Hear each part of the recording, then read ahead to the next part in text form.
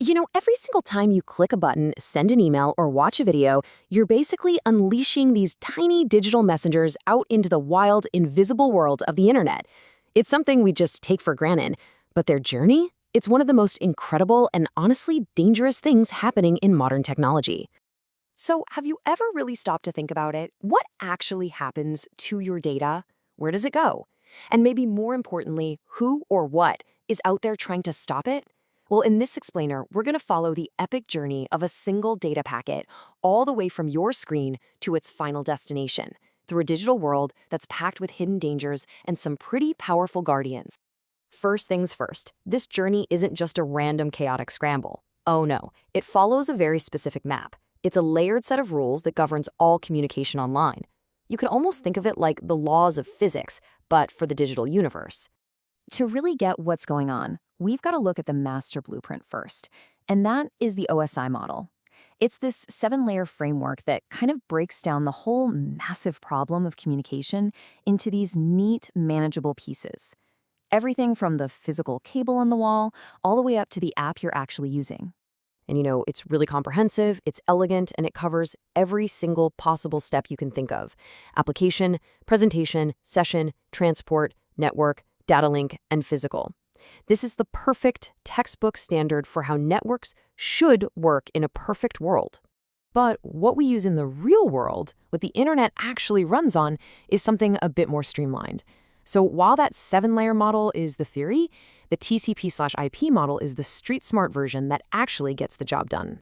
And this visual really shows the difference perfectly. You can see how the TCP/IP model just takes the top 3 OSI layers, application, presentation, and session, and squishes them all into one application layer.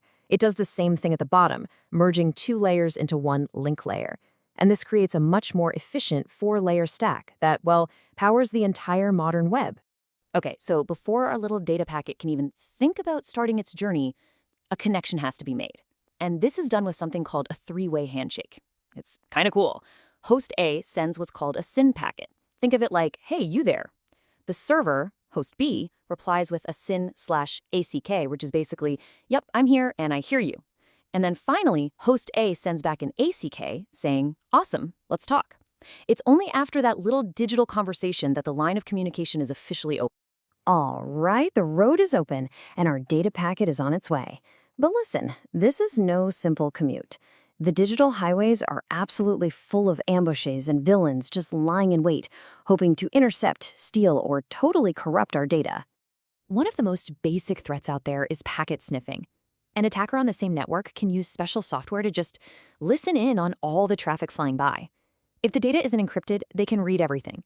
It's literally the digital version of a wiretap. Now let's look at our first major ambush, something called TCP session hijacking. This is way more than just listening. This is an active, hostile takeover. I know this slide looks a little complicated, but the idea is actually pretty simple. Over on the left, you see a normal, happy conversation. But on the right, an attacker predicts the rhythm of that conversation, injects their own malicious data, and literally kicks the original user out. Then, when the original user gets confused and tries to respond, it creates this thing called an axe storm, just this chaotic mess of messages that can grind the whole connection to a halt. All right, next up is an even more subtle and deceptive villain, the man in the middle. And I love how one source describes this. It says the attacker can read, modify, and insert messages between 2 communicating parties without either party knowing that the link between them has been compromised. So basically, both sides think they're talking directly to each other, but they have no idea that there's an imposter in the middle controlling the entire conversation. And now for something a little weirder. Some attacks don't just steal your data. They actually turn a network's own tools against itself. So check this out.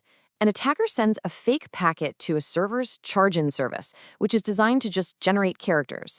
But they make it look like the packet came from another one of the server's own tools, the echo service. So the charge-in service sends its response over to the echo service, which does its job and echoes it right back. This creates an insane, infinite feedback loop that generates a massive spiral of traffic that can completely crash both systems. It's pretty clever, actually. So with all these crazy threats out there, how does any data ever get anywhere safely? Well, this is where the heroes of our story finally show up, the digital bodyguards. These are the powerful security protocols designed specifically to protect our packet on its dangerous journey. Our first line of defense is encryption. And there are two main ways to think about it. First, there's link encryption. This is like having armed guards on the highway between two cities.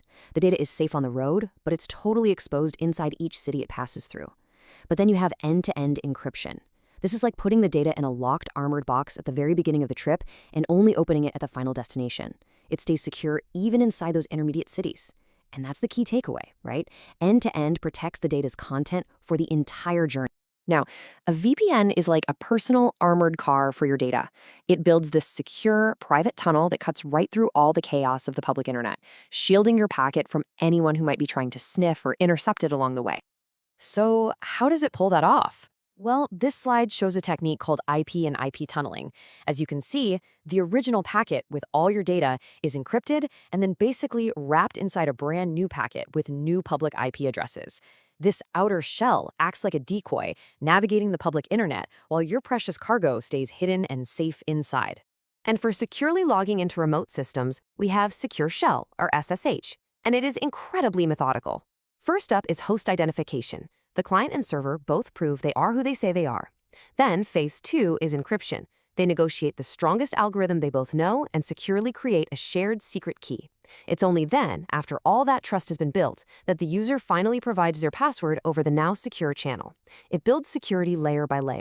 And finally, we have the guardian you probably see every single day, TLS.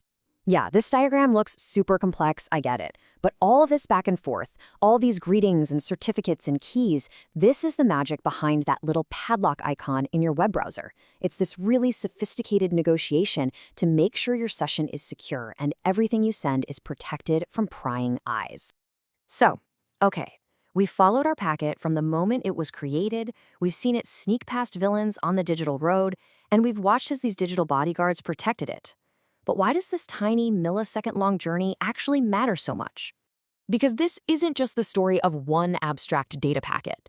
It's the story of your bank transaction. It's the story of your private conversations, your secure logins. Every single bit of trust that we place in the digital world is built on the success of these tiny perilous journeys and the strength of the protocols that guard them. You know, the journey of a data packet really is a constant battle between interception and protection. And as attackers develop more and more sophisticated methods, our digital guardians have to evolve too. The core challenge really stays the same. In a world that's built on these invisible connections, how do we continue to build and, most importantly, maintain trust?